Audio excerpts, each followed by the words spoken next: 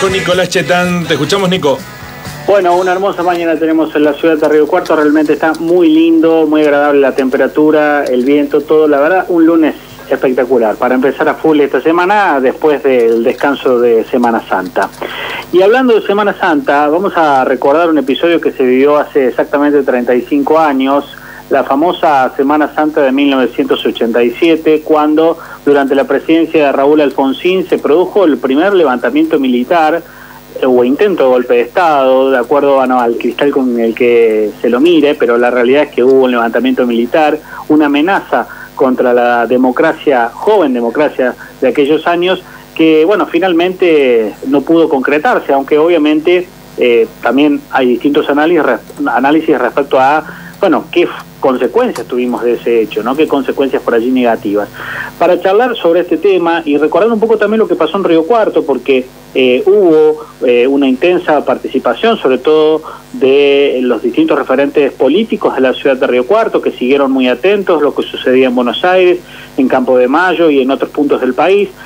Por ejemplo, el Consejo Deliberante fue uno de los lugares de reunión, hubo movilización en las calles, es decir, no fue un hecho que pasó inadvertido en la ciudad de Río Cuarto, y obviamente la preocupación principal era saber qué pasaba con la presidencia de Alfonsín y qué pasaba en el fondo con la democracia. Uno de los protagonistas de aquellos años es Conrado Storani, con quien estamos. En aquel momento era diputado nacional por la provincia de Córdoba, por la Unión Cívica Radical. Conrado, ¿cómo le va? Buen día.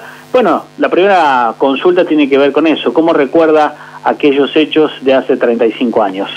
Bueno, en primer lugar, un gusto de poder dialogar con ustedes y buenos días a toda la audiencia también.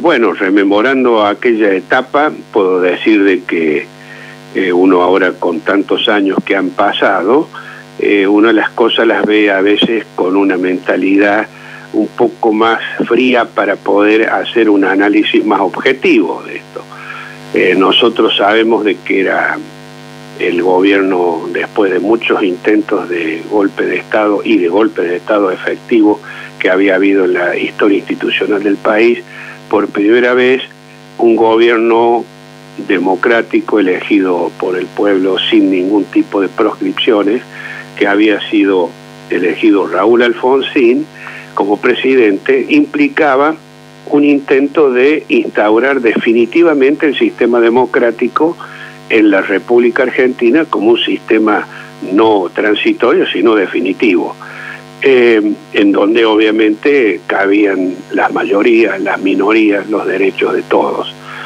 En ese sentido, sabíamos que una de las cuestiones que había que conjurar era alguna mentalidad que venía como de resabio en determinados sectores de la sociedad proclives a las interrupciones institucionales.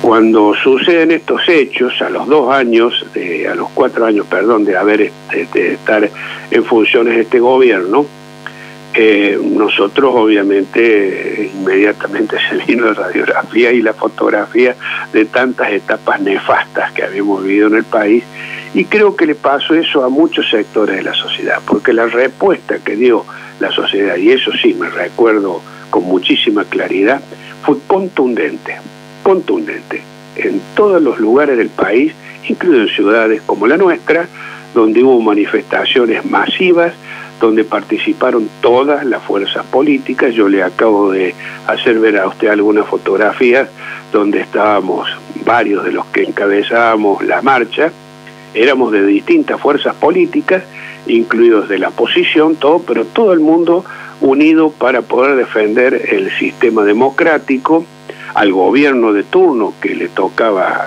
por supuesto, ejecutar las políticas en ese momento, y además porque había también un sentimiento, así como se había hecho el nunca más en lo que en materia de toda la investigación que se hizo por parte de la CONADEP, también había un nunca más a las interrupciones institucionales.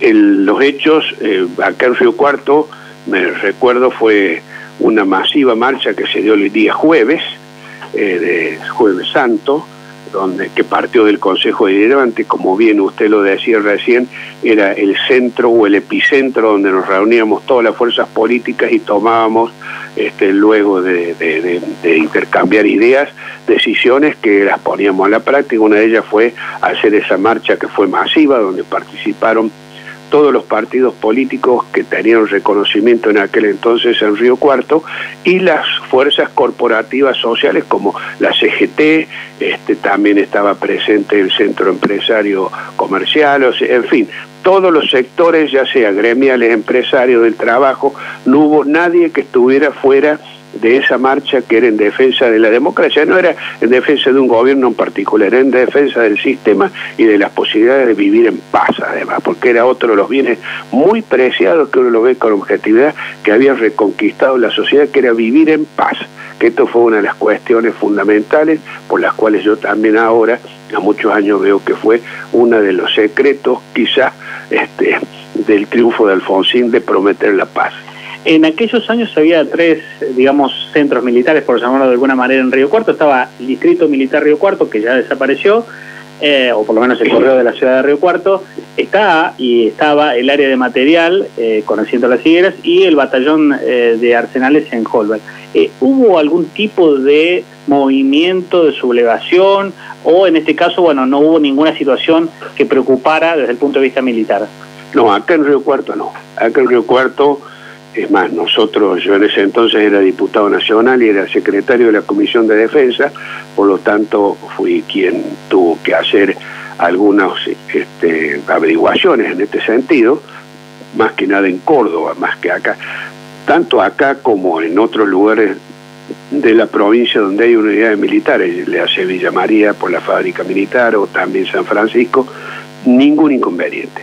Y en Córdoba hubo rumores, porque ahí fue donde comenzó todo este episodio, cuando el capitán Polo se presentó, pero no quiso quedar detenido y se negó a presentarse en los tribunales que estaban juzgando las violaciones de los derechos humanos en la dictadura, y él era uno de los sindicados, y eso fue en lo que encendió la mecha de esta situación. Pero de allí en Córdoba no pasó, porque nosotros también estuvimos viendo, y tanto las unidades militares de ejército, que son importantes, el tercer cuerpo, la sede del tercer cuerpo en ese entonces, y lo que eran las guarniciones de la Fuerza Aérea, hasta la Escuela de Aviación Militar y la Fábrica Militar, había una subordinación completa de los mandos a lo que era el orden constitucional. Así que en ese sentido no hubo inconveniente, y acá en Río Cuarto menos que menos. Pero obviamente el tema estaba en el epicentro, en Campo de Mayo, con un grupo que era liderado por Aldo Rico, el de los denominados Caras Pintadas, que evidentemente, y yo esto lo recalco, fue un intento de golpe de Estado. Lo que pasa es que empezó como un reclamo y pensaban que iban a tener, que se iban a plegar a ese tipo de reclamo otras unidades militares de distintos lugares del país. Algunas cosas habrán hablado, pero no les cumplieron, o no hubo ninguna intención por parte de quienes mandaban otras unidades de plegarse a semejante situación. Usted ha sido un hombre cercano, igual que su padre y sus hermanos, a Raúl Alfonsín, el presidente de aquellos años. ¿Qué recuerda, digamos? ¿Había tenido oportunidad en esos días de hablar con el presidente? ¿Tenía temor por la situación? ¿Qué decía, fuera de lo que se conocen, que son sus discursos públicos, obviamente? No, temores no tenía. Lo que sí, obviamente, extremaba todos los recaudos que había para tener toda la información debida. Por eso fue que yo a ustedes de Récord antes le comenté que a mí me pidieron que fuera a Córdoba a ver con otra gente, a ver qué es lo que había de realidad en algunos rumores que había, que finalmente se conjuraron, no eran reales. Y lo mismo nos mandaban a otra gente, me acuerdo, a Bahía Blanca, que era la sede del 5º Cuerpo de Ejército. Bueno, todo eso fue positivo, y Alfonsín, lo que sí, había una gran decisión. Alfonsín tenía una gran decisión de conjurar el tema y de preservar la democracia. Es más, él fue personalmente a Campo de Mayo a hablar con los sublevados, o sea, no escabulló el bulto de los riesgos personales que eso conllevaba. Y quiero aclarar algo, y quiero también rendir un homenaje a al brigadier Crespo, que era en ese entonces el jefe de Estado Mayor de la Fuerza Aérea, y que fue un hombre que jugó decididamente a favor del sostenimiento del orden constitucional. Es más, poniendo toda la fuerza a su cargo, a disposición de lo que el presidente ordenara a los efectos de poder conjurar esa insurrección. Bien, Guillermo, Florencia, compañeros, los escucha el exdiputado Storani por si quieren trasladarle alguna inquietud. Una sola, y le pido una breve respuesta al doctor Storani porque se nos está agotando el tiempo. Buenos días, antes que nada, doctor. Viendo la fotografía esa que le suministró a nuestro compañero Nicolás, pienso en que hoy, ¿qué grado de frustración tiene al ver que en la sociedad argentina está todo tan dividido que no nos podemos poner de acuerdo para nada? Ahí había los unía el amor o el espanto por la democracia y su pérdida. Bueno, una muy buena pregunta, Guillermo. Mira, yo me acuerdo que efectivamente todos los que estamos en esas fotografías éramos todos militantes políticos, inclusive en la etapa de la dictadura donde nos tocó sufrir persecuciones, discriminaciones, riesgos, ¿no es cierto? En mi caso, yo defendí el caso de Dalí Rodríguez, le había comentado a Cachetan también, y bueno, eso me trajo amenazas y demás, ¿viste? Pero bueno, pero digo que eso puede ser tomado como espanto o a lo mejor, o temor a que se repitieran esas cosas, pero creo que había también y hay una convicción importante en la sociedad de que ese tema del retorno a las etapas institucionales donde se venía el poder fuerte de los militares, a poner orden y demás, yo creo que se terminó definitivamente en Argentina. No solo en aquel entonces, han transcurrido más de 30 años de esto y bueno, y estamos igual, o sea, no hay posibilidades de que se dé un golpe de Estado. Está bien que ha habido un cambio de situación. En ese entonces las Fuerzas Armadas todavía tenían mucho poder, también eso es cierto, mucho poder, y fue quizás uno de los últimos intentos. No nos olvidemos que después hubo 2 intentos más, también de sublevaciones, posteriores en el tiempo, pero esto fue para mí el paradigma. Es más, a partir de esto se designa un tema importante que a veces no se toma en cuenta, que fue la mesa del consenso nacional, donde se trataron un montón de temas que lo único que yo digo además que salió por consenso, que por eso es la posibilidad de que se hubiera sancionado la ley de defensa nacional y la de seguridad interior, que eso yo fui uno de los autores con otros legisladores por supuesto, y donde eso se fue lo único que salió, yo diría, de alguna manera, a lo mejor por el temor de la repetición de estos hechos, esas 2 leyes que trajeron como consecuencia están hoy en vigencia, o sea que no fue tampoco tan fuera de lugar el tema, porque son leyes que a 40 años están todavía en vigencia las 2, y esto, bueno, a mí me llena de orgullo de haber sido uno de los protagonistas de eso, ¿no? Justamente con los legisladores con toma del peronismo, por ejemplo, Uriondo, Viciotti o Zubiri del radicalismo, o sea que realmente esto fue algo, a mi juicio, y ahí no quiero olvidar también el doctor Allende del Partido Intransigente, o sea, mucha gente que participó de la confección de esas leyes que yo creo que pusieron un punto final a las interrupciones institucionales en el país, o sea que en esto hay que sentirse orgulloso, sí. Conrado, una cortita, le pedimos brevedad en la respuesta, pero no quiero dejar de consultarle por la actualidad y como dirigente radical, ¿qué piensa cuando escucha que justamente diputados radicales plantean proyectos de dolarizar la economía? Mire, no conozco el proyecto, pero yo no estoy de acuerdo para nada con dolarizar la economía. Creo que eso es una pérdida de soberanía absoluta y realmente no conozco quién es el que ha presentado ese proyecto, ni tampoco conozco el proyecto, pero de todas maneras, cualquiera sea la forma que se le quiera dar, creo que es una pérdida de soberanía porque es sujetarse a los mandatos de un banco central de otro país, de un país extranjero.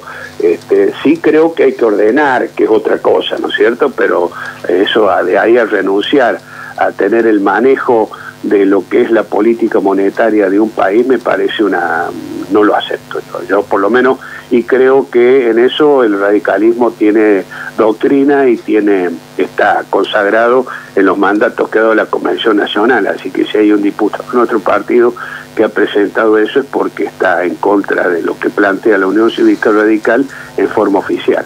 Gracias, Conrado, de nuestra parte. Gracias, Nicolás. Bueno, no, gracias a ustedes y un gusto de poder dialogar con ustedes. Adiós. Bien, le agradecemos a Conrado y simplemente una recomendación, después van a estar seguramente cargadas las fotos en las redes porque son todo un documento de lo que pasó en la ciudad de Río Cuarto en aquellos años, justamente hacía referencia a la unidad de los partidos políticos, pero bueno, también hay fotos que cuentan con el dramatismo que se vivieron esos días también en la ciudad de Río Cuarto. Gracias, Nico, hasta mañana. Hasta mañana. Dar gracias a Dios. La casa está en orden y no hay sangre en la Argentina. Así son las